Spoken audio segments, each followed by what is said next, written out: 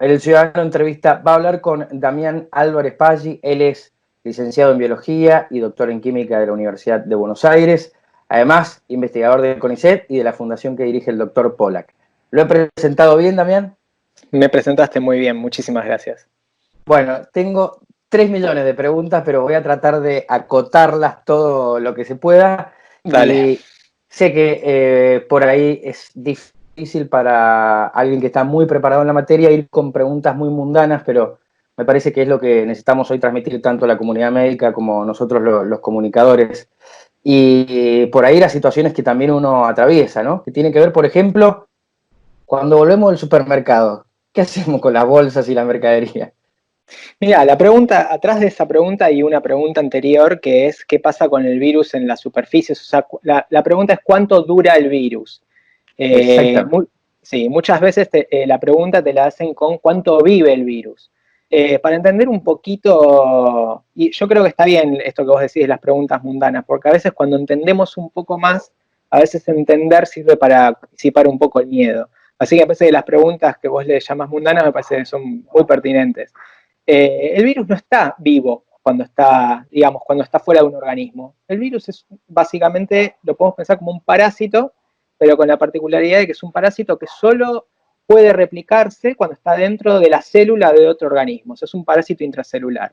Cuando vos tenés un virus que está supuestamente, suponete que yo estoy infectado y yo estoy Sí. contagiado y yo toco, por ejemplo, una manzana en el supermercado o toco una bolsa. El virus que está ahí, que es un virus que está apto para infectar a otra persona, no se está replicando, no se está multiplicando, está creciendo en esa superficie, la superficie sea cada vez más y más peligrosa. De hecho, al contrario, porque eso podría pasar con otros organismos, por ejemplo, con una bacteria. Con un virus no pasa eso. Con un virus lo que pasa es que yo puedo tener, infectar, digámoslo así, infectar una superficie, perdón, contagiar, ahí está, contagiar una superficie con mi mano, suponte.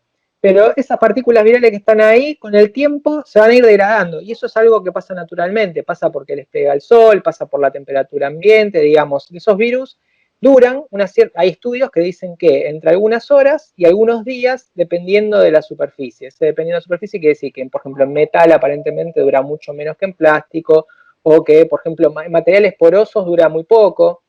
Pero siempre nos estamos moviendo en ese orden de horas o días. Ahora, días son muy pocos, no estoy hablando de 20 días ni nada por el estilo. Como que estamos acotados a ese margen y depende mucho también de en qué condiciones se hacen esas medidas. Ahora, ¿qué pasa con eso? Como vos me decís, yo compré algo que supuestamente alguien que estaba infectado lo tocó. Y yo llego a casa. ¿Qué puedo hacer? Porque, digamos, el tema, yo entiendo, la duda es todo muy lindo, explícame lo que es el virus, pero ahora, ¿qué hago? Bueno, en el momento que uno llega, lo único que puede estar contagiado es o la superficie de la bolsa, o la manzana, o mi mano. Siempre se está reduciendo todo a eso. Entonces, ¿qué puedo hacer? Si hay una bolsa o algo con lo que yo estuve en contacto, limpiarlo con alcohol, o dependiendo del material, puede ser con algo con lavandina diluida. Está lleno de tablas de cuánto hay que diluir el alcohol, que el 70%, cuánto la lavandina. De esa manera yo saco el problema de la bolsa. La fruta, la verdura, lo que sea que yo vaya a comer, eso lo lavo, lo trato de la misma manera que lo trataría de alguna otra manera y me lavo las manos con jabón. Y con eso está resuelto una gran parte del problema, te diría casi todo. ¿Por qué te digo casi? Porque podría haber pasado que yo además cuando, no sé, pagué, me dieron un billete y bueno, uno siempre la puede complicar uno, ¿no?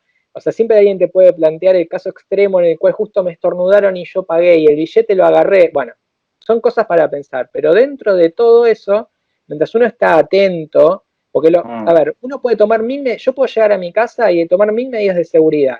Pero si en el trayecto, porque me distraje, me toqué la cara o me rasqué la nariz 4 veces, no importa lo que hagas en tu casa con la cara. Claro, olvídate, podés ir vestido de traje de la NASA. Ya está, Pero si fuiste exactamente. de la botella de gaseosa del supermercado que estaba infectada a tu cara directamente, que a veces es un acto, o por lo menos a mí me ha pasado, Damián, que es un acto reflejo. No quiero Sí, ser referencial, pero no queda otro. es que es así, es que es así. Y de hecho te pasa también que ahora cuando salís a la calle y estás todo el tiempo pensando, no me tengo que tocar la cara, te das cuenta de la cantidad de veces que por ahí te tocas porque sentís el impulso y decís, pero yo me la toco 20 veces por hora la cara. Sí, por eso la gente se contagia, porque es así. Y por eso se propaga tanto coronavirus. La otra vez charlaba con un colega tuyo y me decía, hay que tener mucho cuidado, pero muchísimo cuidado con la sobreinformación y con el concepto de miedo venden los medios. Sí, sí, Y el otro día lo escuchaba a Fernando, a Pollack, charlar en sí. un programa de televisión, en Animales Sueltos, yo no tengo problema de decirlo. Fernando decía, la mayor parte de la población que se contagie va a pasar va a transitar este virus sin mayores complicaciones. Es verdad ¿Viste? eso. Es Eso como es, que depende el caudal, y ahí te dejo también, de información que vos recibas, o por dónde te estés informando, o de qué te estés informando, es la sensación con la que terminás el día. sí. Mira, esto que vos mencionás es lo que le están poniendo de nombre la infodemia, ¿no? La pandemia de información que hay de todo, porque la verdad es que hay que poder discriminar qué tenés. Información que es verídica, o sea, verídica en el sentido de que se acaba de publicar por ahí en alguna revista especializada, y como ahora los medios están ávidos de tratar de comunicar cosas al respecto, tenés esa información que por ahí es información que es buena, pero los medios la atacan, la abordan, por ahí no estando especializados en la materia. Y ya te digo, suponete que este trabajo es un trabajo en el que estudian cuánto puede durar una partícula viral en el aire y la conclusión es 3 horas. Entonces eso se empieza a desparramar y es como, no, pero entonces si vos respirás, y entonces por un lado tenés eso, que es información que fue deformada en el tránsito desde cómo se creó o cómo se adquirió esa información. Y después tenés información que directamente es mala, o sea, un montón de cadenas de WhatsApp que son tremendas, en las cuales Tremenda. te recomiendan alimentos con pH 22, o sea, te digo cosas que me llegaron. Dicen, no, porque esto si vos comes diente de león, con esto te lo vas a curar. Bueno, un montón de cosas que realmente desinforman y muchas que meten miedo. Y dentro de lo que vos decís, que comentó Fernando, es cierto, es muy posible que los números que tenemos nosotros de contagio y de severidad y todo estén severamente subestimados, porque acá hay más evidencia de que muchísima gente se infecta y cursa la enfermedad de manera sintomática. ¿Y por qué es importante este número? Porque en general, por ejemplo, para calcular la mortalidad del virus, lo que se calcula es cuántos muertos hay sobre infectados. Ahora, esa cuenta, que te puede dar 2%, 3%, está dando por ahí, eso es numerador sobre denominador. Ahora, mientras más grande es el número de infectados, porque yo no me estoy dando cuenta, pero mientras más grande, más grande, más grande, más grande es ese número, quiere decir que la mortalidad se hace cada vez más chica. ¿Y eso por qué? Claro. Porque yo a los muertos los testeo seguro. Si yo tengo un paciente que tiene neumonía, no yo porque no soy médico, pero si un médico tiene un paciente con neumonía severa, lo testea, fallece y dice, mira, se murió de coronavirus, esos son todos los números que son de verdad, reales. Ahora, los que se te están escapando son todos los que tienen síntomas leves o asintomáticos o que por ahí hicieron achú y se terminó.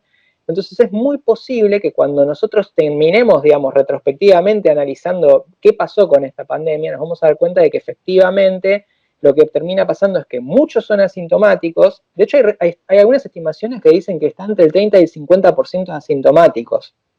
Es O sea tremendo el que número. es tremendo, entre 30 y 50% asintomático. Tenés muchísima gente que la cursa de manera suave o moderada, y después tenés ese porcentaje que, o sea, es raro decir que es un porcentaje chico, no es menospreciándolo, porque la verdad que la gente que lo padece es tremendo y son vidas que se pierden, y siempre que se pierden vidas queda raro decir es un número chico, pero Sí. contextualizándolo en cómo es la epidemiología de la enfermedad, es un porcentaje bastante corto de gente que realmente la termina pasando mal y que están generalmente concentrados en los de edad muy alta. Y esto es un punto que es importante. Cuando uno mira, por ejemplo, en Argentina, el promedio de infectados da alrededor de 41 años de edad. Hoy. Esos datos se van a ir moviendo a medida que Sí. pero el de fallecimientos en general arriba de 70.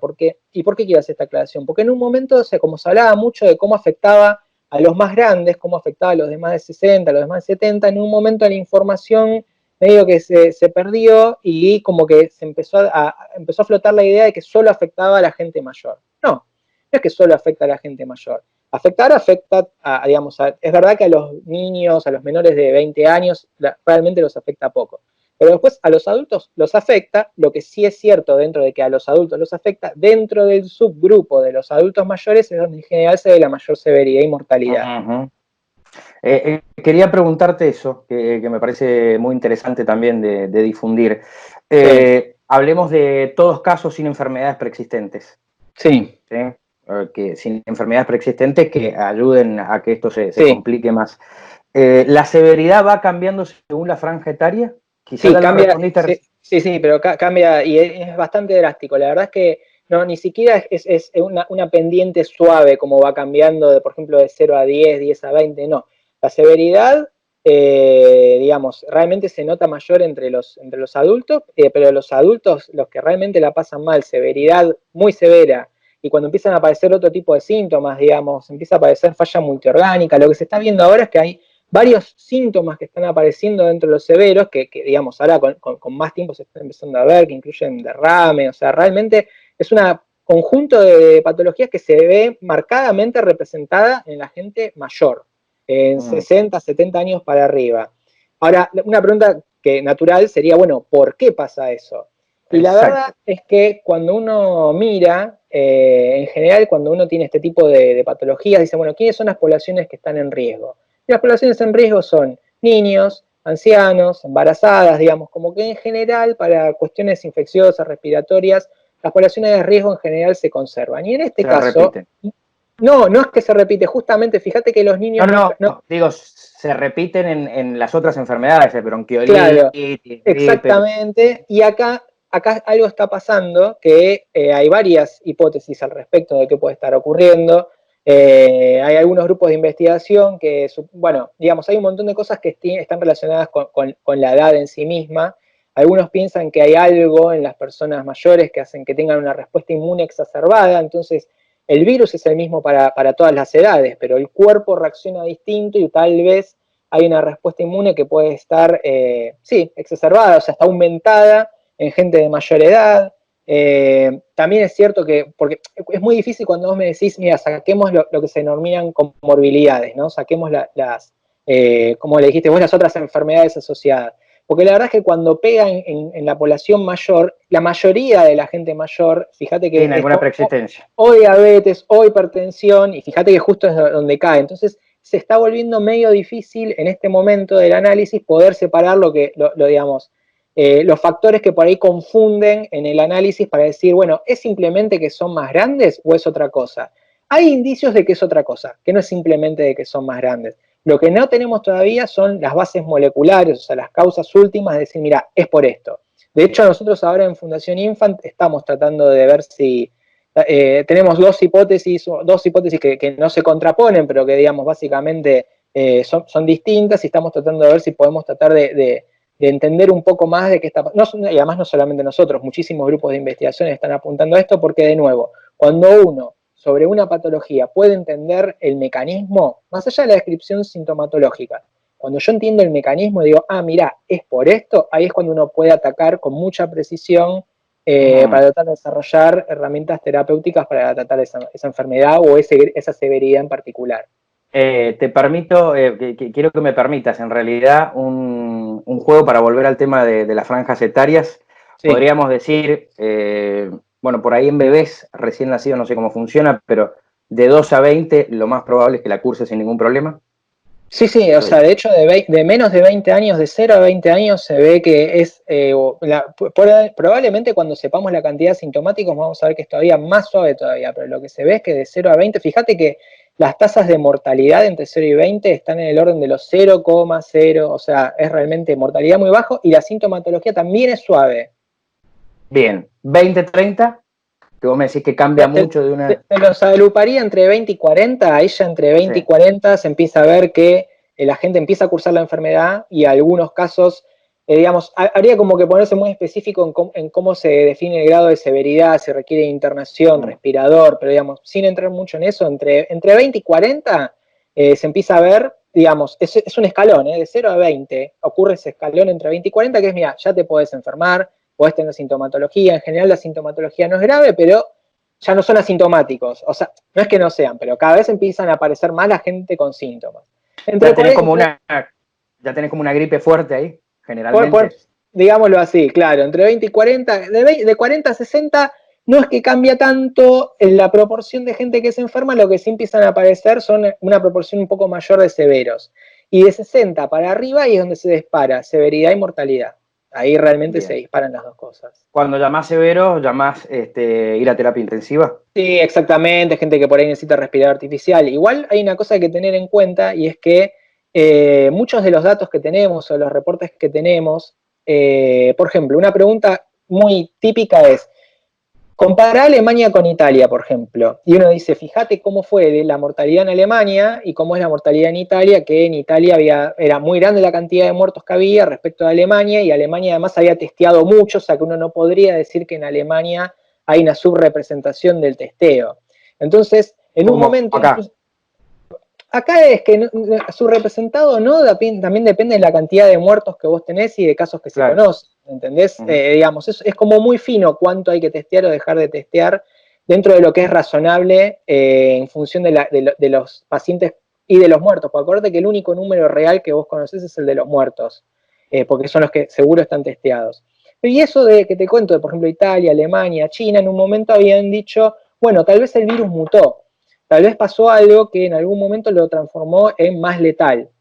Pero hay una cosa que hay que entender, que es que es muy complejo y la respuesta la vamos a tener más adelante. Pero mira, déjame que arme este hilo de pensamiento. Sí, Cuando dale. uno habla de este virus es muy mortal, uno puede ya decir, bueno, entonces yo tengo que agarrar y decir, pero a ver, ¿de qué depende?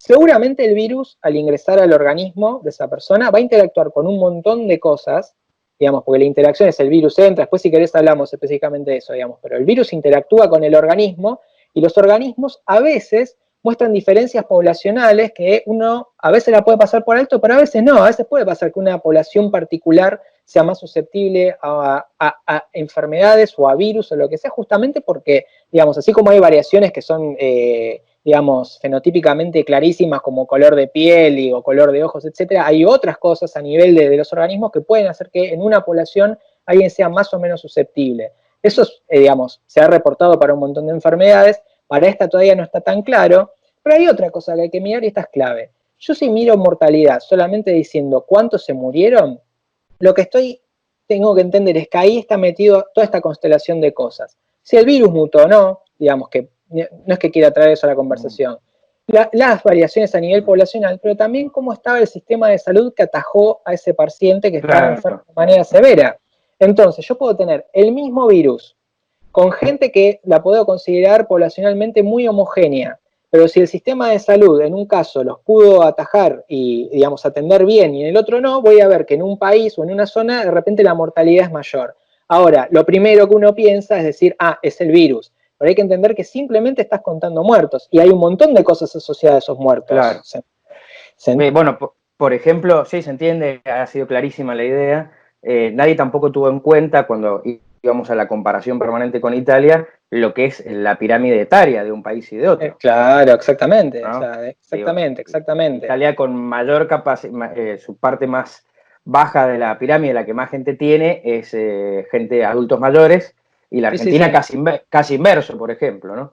Sí, no, lo de Italia claramente está la composición demográfica, que es lo que vos decís exactamente, o sea, tienen una población que uno la podría llamar, en Europa en general, pero digamos en Italia lo que pasó es que tenía una población que es lo que uno podría denominar vieja, entre comillas, y también lo que viene pasando cuando uno compara, o sea, uno puede, después la conclusión cada uno la saca, pero es cuestión de ver cómo fue la inversión en salud en los últimos 10 años Claro. en salud pública en Italia, y cuando uno mira un poco eso y ve que también que pasó, por ejemplo, digo el ejemplo de Italia-Alemania, porque al ser países vecinos sería muy difícil pensar que si uno comparara distintas partes del mundo, ahí ya da para pensar otras cosas. Pero ahí claramente la diferencia que hay es más del nivel, digamos, político-económico que del virus. A ver si puedo hacerme entender en la próxima pregunta, que denominaría carga virósica. Sí, A dale. ver, vamos a un ejemplo. Mi Sí, pareja es positivo, vino de Italia, sí, ¿sí? Como es mi pareja, obviamente tengo contactos muy estrechos, besos. Me va a dar, obviamente me voy a contagiar de coronavirus, o no, o existe la posibilidad de que no. bueno, mirá, eso no lo Pero sabemos, pero digamos, esa pregunta se abrió, no la esa tenía, se pregunta se abrió. abrió. Bueno, dale, dale, dale. No era el fin de mi pregunta, pero está bueno que Dale, recordemos dale. ese paréntesis. Y quiero preguntarte si me va a dar de la misma manera, de la misma potencia el coronavirus, que si yo me contagio, porque una persona que es positiva de coronavirus, tocó una gaseosa en el supermercado, yo fui y la toqué después y me llevé la mano a la cara.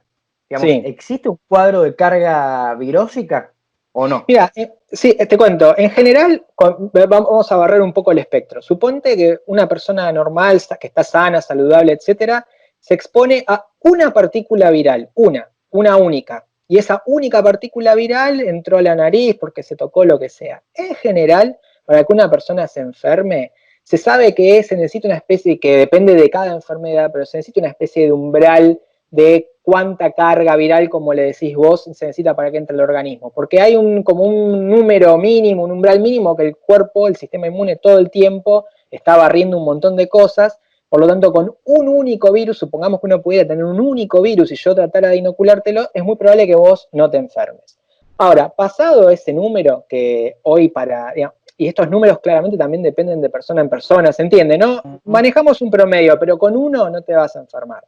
Ahora, pasado eso, ¿qué pasa con respecto a la carga con la cual yo me enfermo? Un buen dato para mirar esto que vos me estás preguntando es qué pasa, por ejemplo, con los médicos, que son los que la primera línea Claro. de defensa que tenemos y son los que están totalmente, todo el tiempo en contacto con pacientes. O sea, en principio, más allá de los elementos de protección personal que deberían tener puestos, etcétera, claramente están más expuestos, digamos, porque están enfrentándose con el problema que una persona que por ahí solamente está yendo a la verdulería y tocó, no sé, una fruta que Tomate, está sí. contaminada. Exactamente. En general, digamos, uno podría pensar que hay un rango que, de nuevo, no te puedo decir cuánto es en el caso de esta enfermedad, hay un rango de valores que no hay una gran diferencia. O sea, pasado ya el no te vas a enfermar y cuando entras en el sí es posible que te infectes, hay un rango que uno podría decir, bueno, esto es como medio indistinto, como a progresar porque juegan más otros factores que tienen que ver con, ya te digo, cómo estás vos como individuo, cómo te van a tratar, etcétera. Ahora, si uno estuviera una exposición masiva, si uno realmente, y esto es algo que te lo digo sin tener yo un dato claro de qué está pasando con esta pandemia en particular, pero a veces sí se ve que cuando uno está expuesto a dosis muy altas, a veces de un patógeno, es posible que no necesariamente va a desarrollarlo más severo, porque eso es como tratar de pensarlo. A veces uno trata de unir las cosas como en regla de tres simple, ¿no? Como decir, bueno, Sí, si tengo 10 lineal. virus, claro, si tengo 10 virus me enfermo 50, si tengo 20 virus me enfermo 100. Y a Exacto. veces hay que entender que hay un montón de otras cosas que están jugando, que hacen que esas cosas que a uno a veces le gustaría que fueran lineales, se terminan No lo son. transformando en tendencias.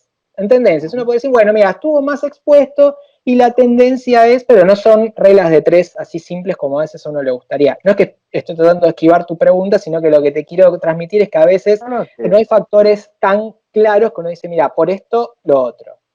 no es tan exacto, exactamente, y a veces hay que terminar con el pensamiento lineal.